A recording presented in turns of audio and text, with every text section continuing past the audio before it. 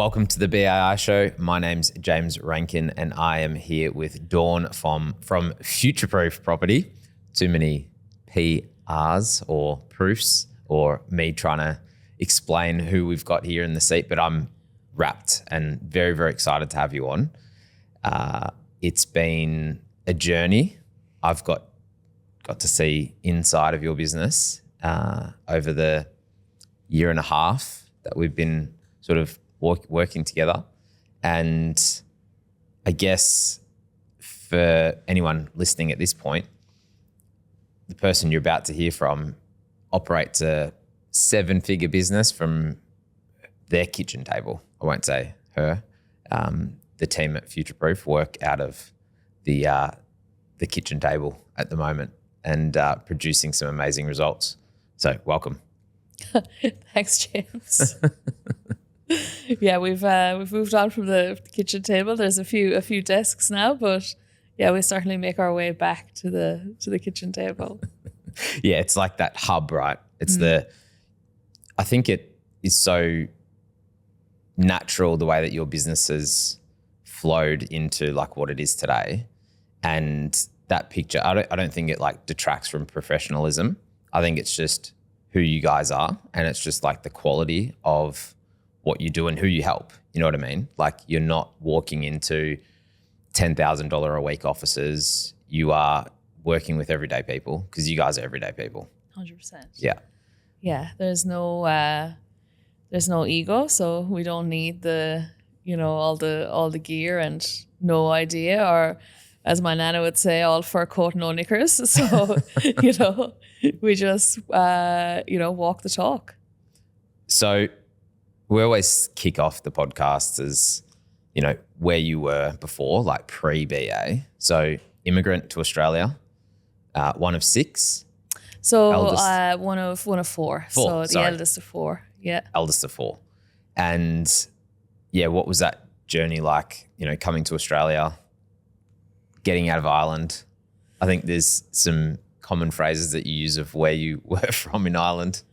Yeah, so like the bogs of Ireland, not quite the bogs of Ireland, but yeah, grew up in really rural Ireland. So grew up around farmland, and yeah, so one of 4 siblings, the oldest in the family, and always felt like, I guess reflecting growing up, I always felt like I kind of wanted more. I often remember times feeling just like kind of boxed in, or like great upbringing. My family are amazing, an extended family, but I always felt like I wanted more. And like even when I was growing up, my grandparents had a like country pub over the road, and there was a time I was selling crisps out of the back of a horse box, or they had the bar, and I was over there when I was younger, and I was always around people. So I think I'd always,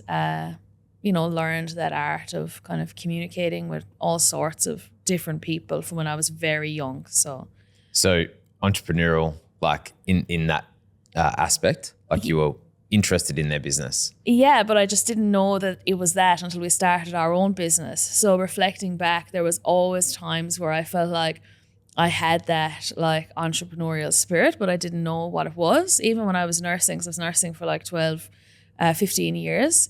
And I'd always be thinking of different inventions to make what we were doing easier, always thinking of like hacks to make what we were doing quicker. But I didn't know that was a business way of thinking. Yeah. So entrepreneurial, I think that term needs to get deleted now, like removed. Yeah. And it's more problem solver. Because if you're a problem solver, you can run a business, or you can have the idea that could form into a business. You might not have the business smarts. You might need someone to pair up with on that. But in terms of that visionary piece, the problem solver is usually where it starts, and it sounds like you are. Yeah, and I think we were always raised to just work hard. Like, well, my parents just like blue collar, always working really hard, working long hours. My first job, I was 14, like in a hairdresser's. Like I've worked in factories, taxi offices, over radios. I've done every sort of job you can imagine. And I was always trying to find a way to make money and to have money to have different choices. Choice, yeah. Because didn't necessarily want to be an island anymore. You felt stuck, like caged in to get out. Money typically can give you options to get out of there. So when did you come to Australia? How long ago was that? Oh, like 16 years ago, 17 years ago now. So turned 40 this year actually. So turned 40 in May. So came to Australia. 10 of us travelled together. So we travelled all through South America on the way over here, landed in Sydney, clueless. Like Bondi Beach, walking down the road with the bodyboard. Dead set. Like surprised I didn't end up in Bondi Rescue, like, 'cause I can't really swim. And I was like, I think I always had that, I don't know, it's always just that tenacity or naivety, I suppose, of just like taking the leap and just kind of hoping the parachute will open. Have a crack. Yeah, pretty much. Because like, I think like so many people are risk adverse or afraid of risk, whereas I always try and think, well, like, what if? And then nursing, yeah. So worked like around Australia, and again, same thing, did some remote nursing for more money, so we could take longer stints of time off. So would always put myself out of my comfort zone doing like so many different jobs. Like one nursing role I did was in an Aboriginal community, and I was the only nurse there, so it was a single nursing post because they could never get anybody to work there. So I was in my early 20s and again, naive, and just said, yeah, sure, I'll do it. So I think that's always been my thing, but I always feel scared. So even though people might think, oh, yeah, but, you know, she just does it or this and that, and it's like, I still feel scared every time. Like I do something. Yeah. So, but I'm more scared of not taking the chance and putting myself out there. But I think that just comes with growing up as well, because I still care what people think, but I never let that stop me now from doing anything. Yeah. So it's a bit of it like a yes mentality. So like 100%. Yeah, I'll give it a go. So like if someone, if you're in that environment, so I could just imagine group of nurses, hey, we've got this post up in Alice Springs or wherever you were. Anyone want to do it? Here's the offer. Yep, I'll give it a go. Like that's sort of your mentality on things. 100%. And I think that's why, because even in nursing, I went through different like management roles, and I was always, I think, pushing myself out of my comfort zone. Yeah, and that's just natural. That there was no real thought process behind it, because you'd probably throw your hand up and then go, shit, what have I got myself into? 100%, always. And I would always feel,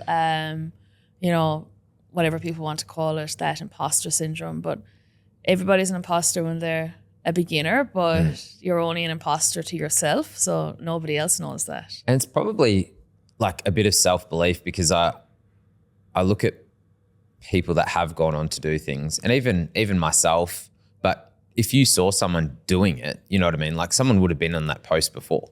So if they can do it, I can do it. You know, is it a bit of that as well? 100%. And I think it's kind of like, I don't know, I really do like challenging myself. I'm really internally driven. Like my motor is like me against me.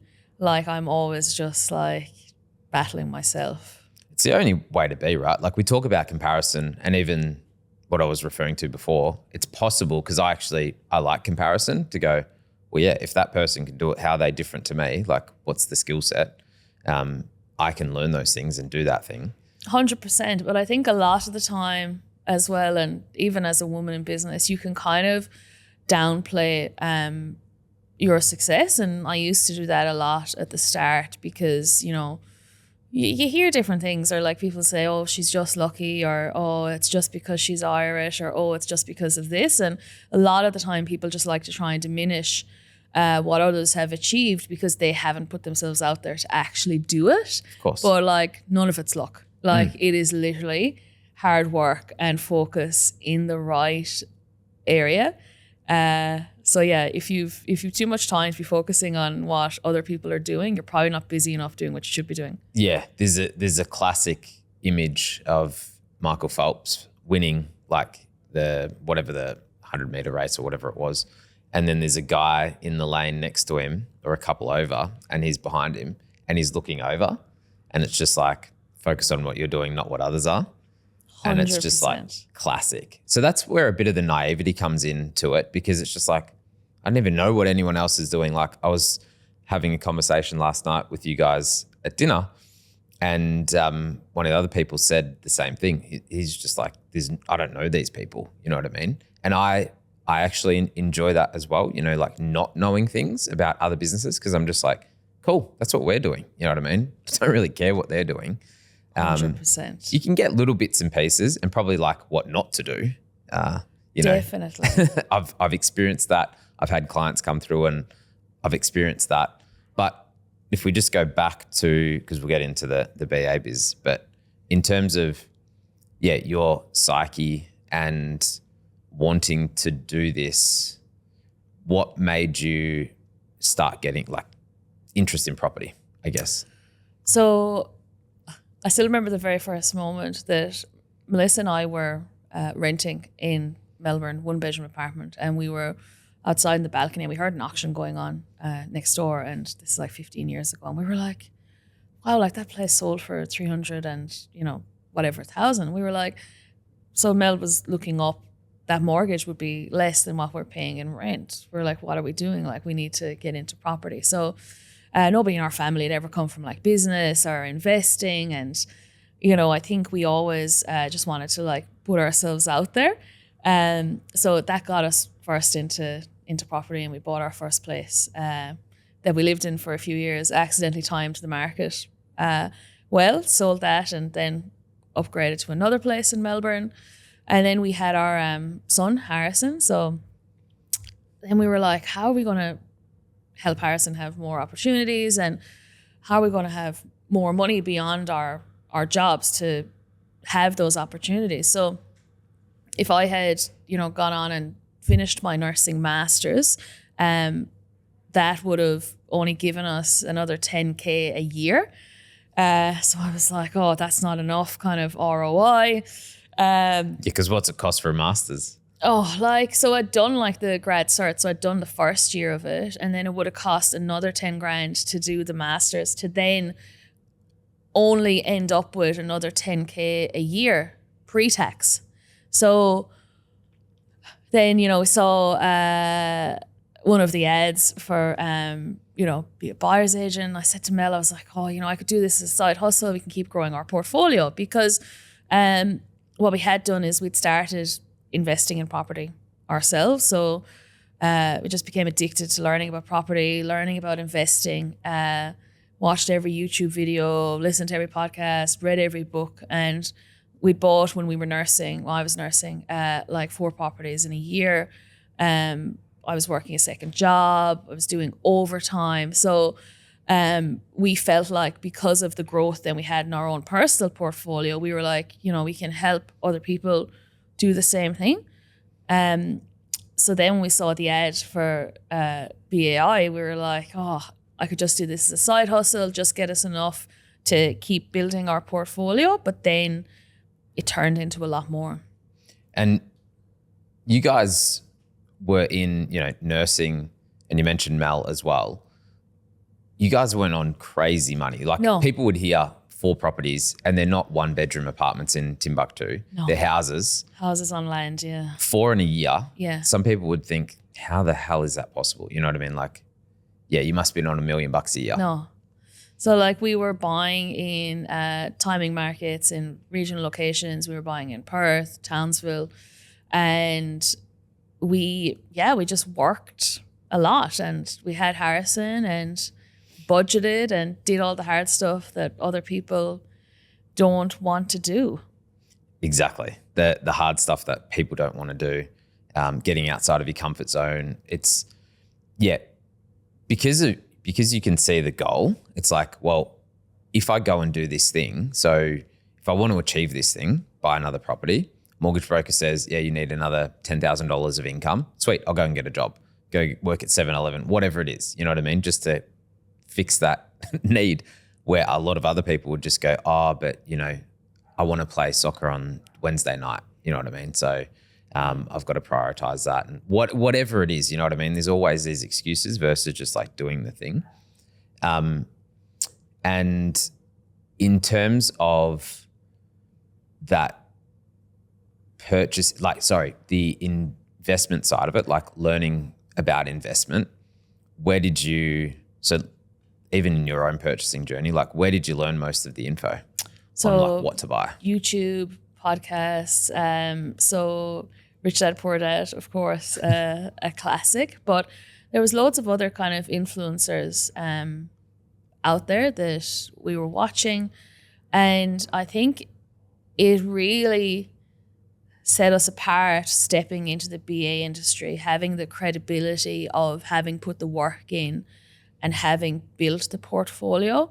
I think that's a disconnect I can see sometimes in the investor BA space. So I think it's really important to remember that running a business and being a buyer's agent is two very, very different things. So to run a business and have a personal brand, you need to have credibility that you've done what other people want to do. So if you want to be an investment BA, maybe you need to put the runs in, work the 2 jobs, work the 3 jobs, build your portfolio, have your credibility, have your story, and then help other people. Very different to an owner-occ BA. Like, you know, you can put the reps in and not necessarily own 10 properties. But to be a successful BA investment business, you need to be able to stand out from the crowd and the noise that's out there, because there is a lot. There's a lot. Like, even I've been in this industry a long time, and I see these newer BAs coming in, and it's the same struggle. Like, that's why I just wanted to touch on the education piece, because the noise has always been there. It's just like, but this is telling me positively geared properties. This thing tells me negatively geared properties. This says neutral. This says commercial. You know what I mean? Like, it's just a mess, and people can blow up. You know what I mean? So walking the walk, like, I totally agree. Like, on the investment side of it, walk the walk, and then you can, you know, direct people, hey, this is what I've done. You're just going to know a lot more, like a lot more detail as to what the key fundamentals are. 100%. And it's a huge decision. Like, this is someone's financial future that they're entrusting you with to make the right call. So, and talking about the education pieces, so there seems to be a property course for everything out there. Like, everyone's jumping on the course bandwagon. So, you really have to have your eyes open to that as well, because yes, it's really great to be educated, but if you're only following one person's, methodology, sometimes that can create more paralysis for people, where they would have been better off just getting someone to help educate them, empower them, and execute for them. Yeah. 100%. It's the misconceptions of some of these programs and courses out there around that pure investment purchase, because they become outdated. Like, correct. Very quickly become outdated. The markets move. Positively geared was a thing many, many years ago. Doesn't really exist. Like, it doesn't. It does, but not in places you would want to invest in. Yeah, exactly right. Like, I remember sitting with a client of ours, and they wanted to buy in Melbourne, right? And I just said, draw a ring around the CBD and throw a dart, and if you're gonna hold this thing for 20 years, we'll pretty much be okay. So all of those people that get stuck I'm talking about Melbourne specifically, and different methodology, again, my own, which has always been long-term. But in terms of people taking action, they're more the set and forget type of people, right? Like, just pick somewhere, it's going to be good. You can get a good tenant. Like, there's obviously some other things that you go through, but then you watch these other people, that's the analysis paralysis, and they take a year, 18 months, 2 years to make a decision. This market's moved, that market's moved. And if they had have just bought a property, like in a decent location, without all of these, new ways of buying, they would have been so much better off. 100%. Or if they had just gotten help at the right time, they wouldn't have had an opportunity cost of missing out on 150K worth of growth. Because we still now, like the clients that do really well with us, trust us every step of the way. Sometimes people come with their own biases from whatever they've learned, or, you know, they've read in forums or they've done a course, and they're so hamstrung by that, it prevents them from opportunities. So people who achieve exceptional results with our service really just, listen and trust our advice. Yeah, you follow the recipe. You know what I mean? This is exactly, if you're going down that road of this is what I've done, this is how you can do it as well. You can't, leave the baking soda out of the cake. Like, it's just not going to work. No. So you have to follow that recipe. Awesome. I think giving people that information, because there's a lot of people that listen to this show as well who are investment or on their own purchasing journey. But in terms of the business now, like, pretty exciting stuff going on in there. How has that changed from, beeping machines in a room, running around like a headless chook? Oh, like, it's pretty much the same. It's like when I always say, like, I went from saving lives to saving PDFs, but the odds are still like critical in nature for people, because, we're being entrusted with people's financial future. But I think the thing that nursing gave me is like an epic multitasking skill. So for a really sick ICU patient, I could have like 10 infusions running, a ventilator, a filter, and my mind is always used to running like 100 things at once. But I think that like Mel and I just love business, and our whole business is built off of quality. So without doing quality purchases, making people a lot of money and building portfolios, we don't have a business. So that is our sole focus. We don't get, too distracted. Well, Mel doesn't get distracted. I sometimes get distracted, but by, the next thing, we just really stay focused on results. That's it. Yeah. And what are so when you were baby turtles coming into this business as... We're still baby turtles. investors and then turned business owners, what have been some of the aha moments like throughout that process? So I think, again, leaning on the credibility of our own portfolio, I think that was a game changer for us in business, because confidence and competence, you are unbeatable.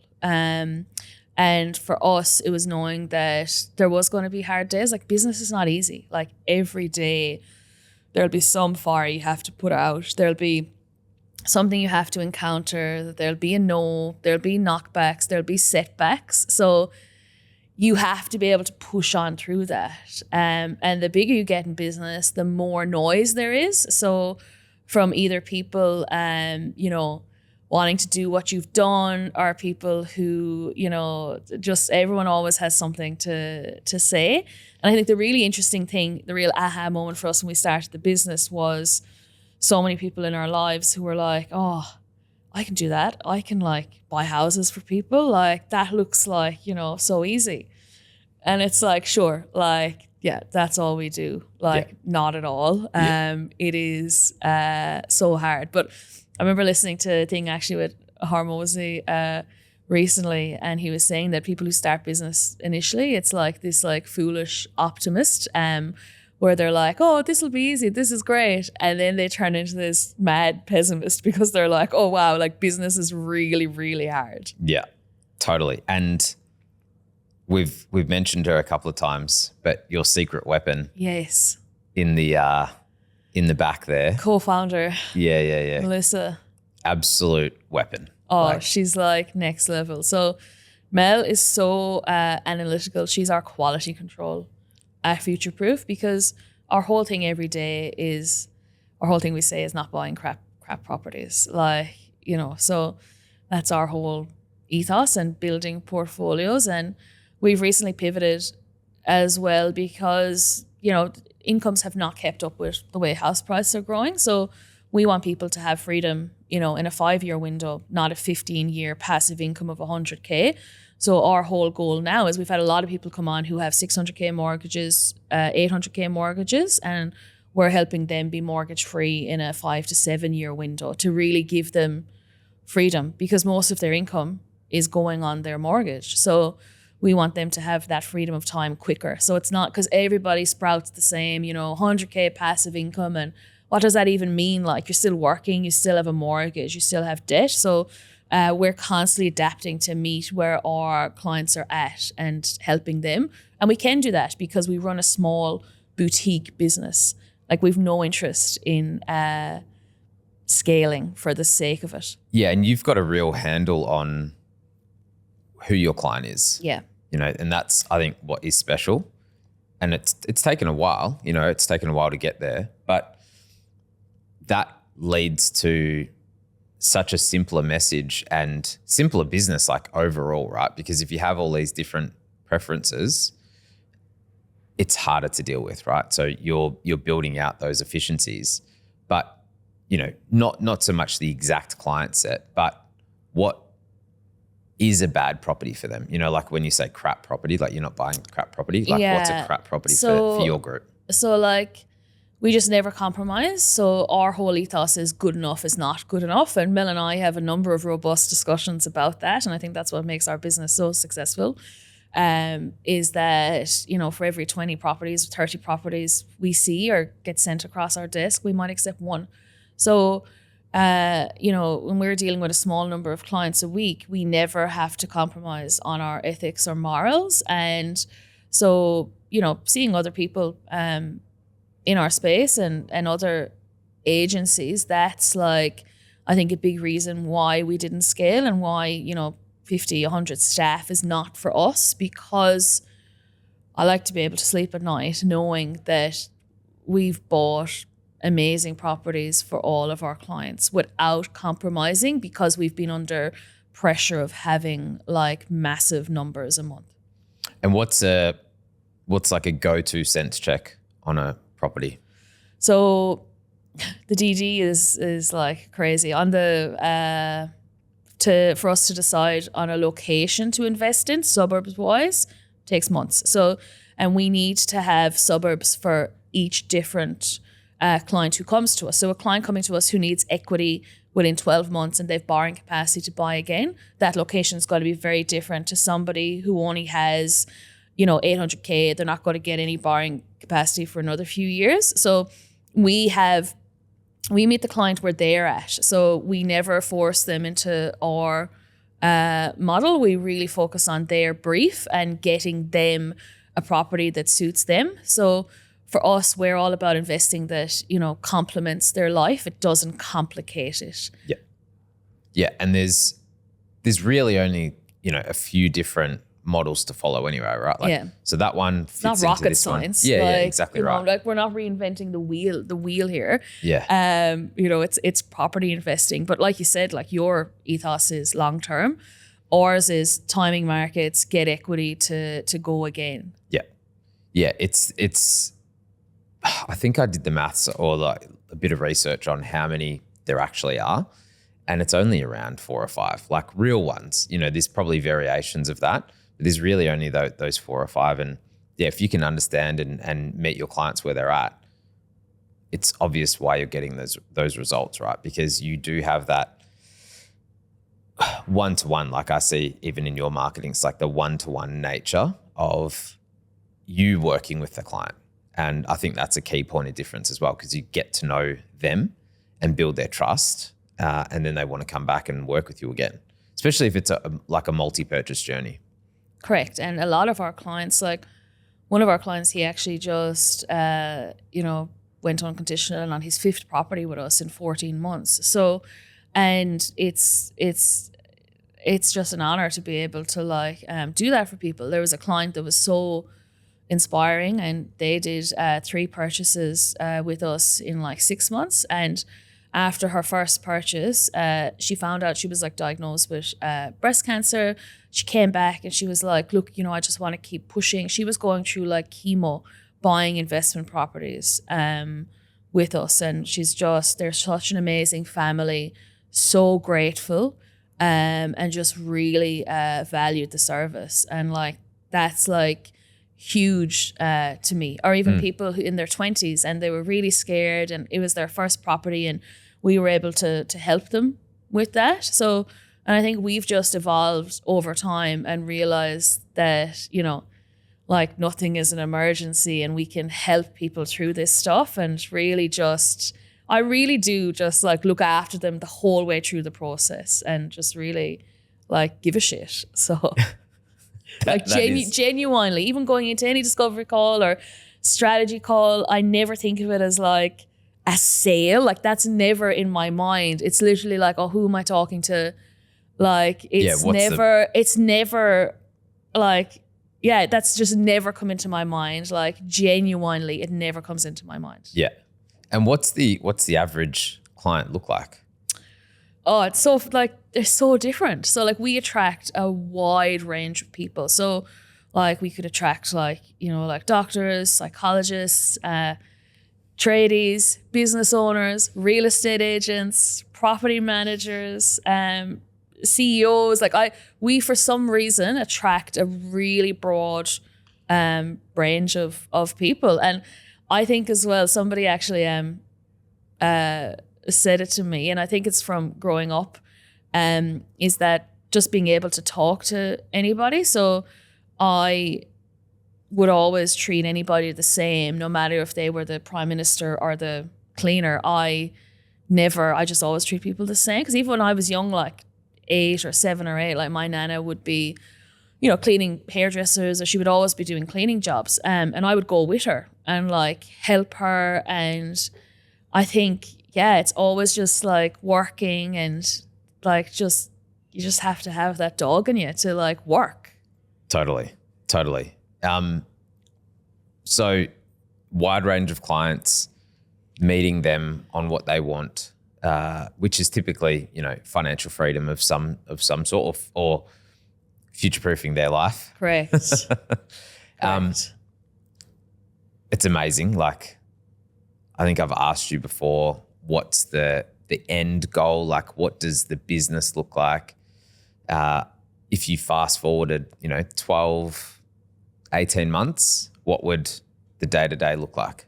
I think that we want to become more boutique. So we love helping like as many people as we can, but we also want to find balance. So Mel and I are all about the hustle and working hard and getting the best deal for our clients, but there'll always be a sacrifice. So in business, there is a sacrifice. So I never want to sacrifice time with our son.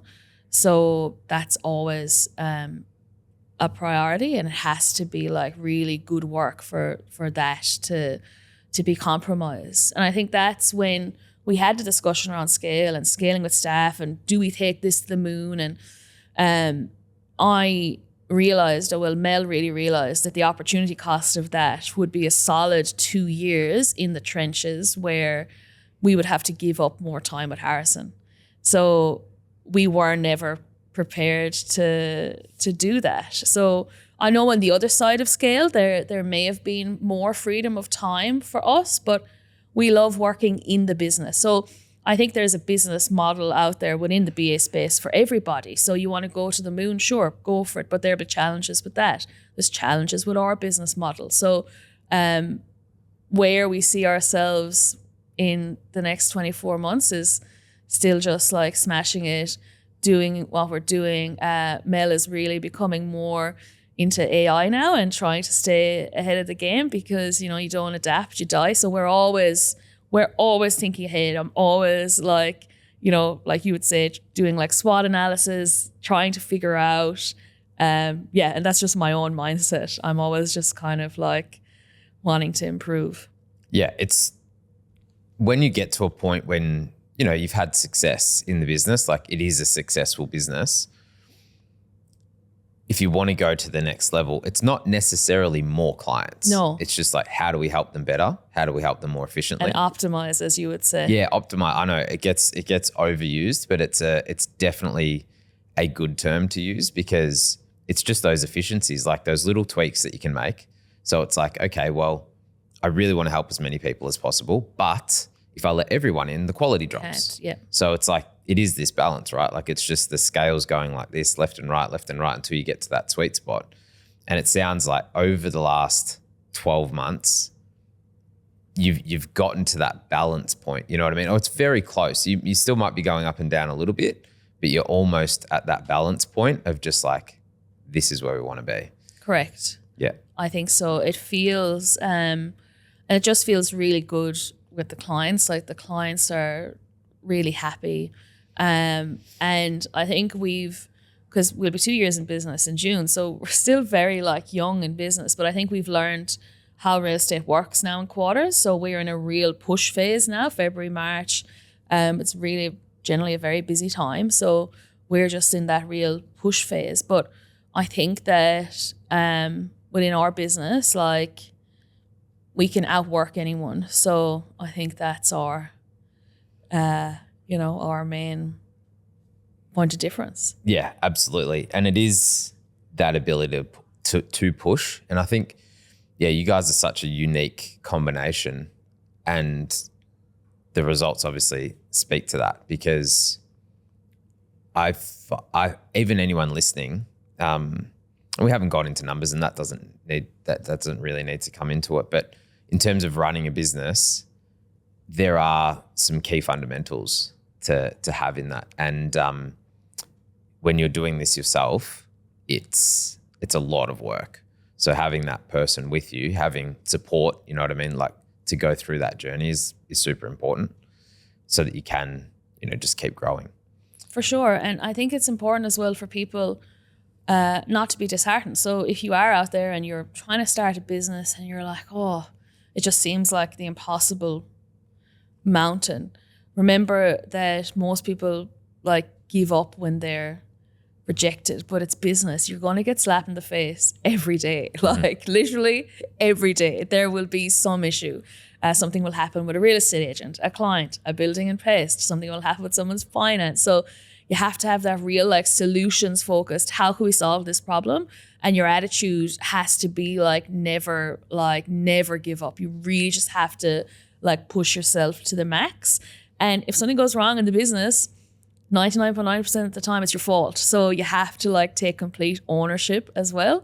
And yeah, that's the hard thing. Like business is such a mirror back on yourself. I've never had more personal growth in my life and, more challenges than being in business. Cover yourself in Teflon. So just like nothing sticks, just like off. Yeah. And that's hard because my, my tendency is, to people please. So that's something that I work on, and that's an ongoing journey, trying not to care what other people think, but it still does creep in sometimes. This has been awesome, and I wish we had more time on the clock. But as we wrap, I always ask a question. If you're walking down the street and you bumped into someone and they're like, hey, I've seen you before, I've been thinking about becoming a buyer's agent, what would you say to them? So you want to become a buyer's agent. So it's not as easy as just going out there buying a property. So you're dealing with people who are in a, emotional state. So they either want to find the home of their dreams, they want to find an investment property that's going to perform. So I would say to you, how are you within yourself? How's your emotional regulation? How's your mindset? How's your portfolio? And I would start working on yourself first, and know that it's an ongoing journey while you're being a BA. Awesome. Thanks, Dawn. Appreciate you coming by and having a chat. Thanks, man. Thank you. Awesome. Appreciate it.